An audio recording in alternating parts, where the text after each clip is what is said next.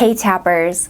Today, let's talk a little bit about what life after trauma recovery looks like. I often get the question when I'm in a session with someone who's doing really well, how do I know when to stop doing EFT? And my answer for that is, well, you never have to stop doing EFT.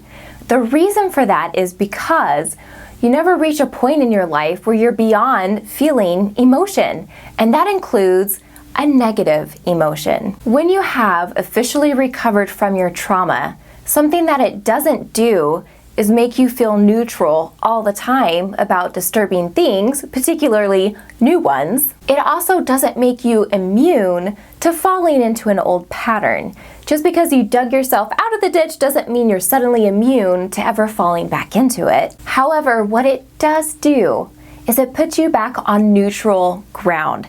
You're not carrying around all those years of baggage, all of those experiences that make it feel inevitable anymore. You feel more empowerment when you face a choice, even if it's a similar one that you've had in your past. It also does very quickly reinforce your power and your choice.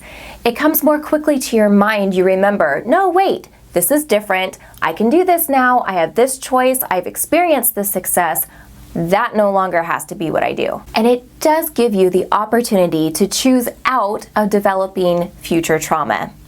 It doesn't mean that you'll never encounter traumatic experiences ever again in your life, but it does empower you to not let them grab a hold of you the same way that perhaps the trauma that you've previously experienced has up to the point before you learned or incorporated EFT into your life. Something that we talk about, but not a ton, is when you encounter fresh trauma.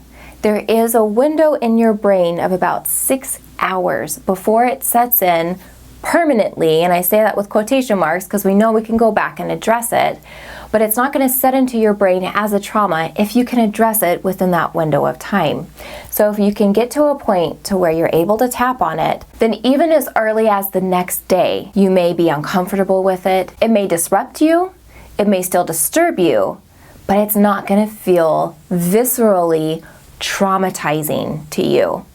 It doesn't mean that you'll suddenly be over everything and be okay all the time. You're still human. You still have a range of emotions that you're going to experience and go through, but none of them are going to keep you trapped anymore. I hope this differentiation gives you some hope and some excitement about your future and what you can expect as you're having success with EFT. I'll see you soon.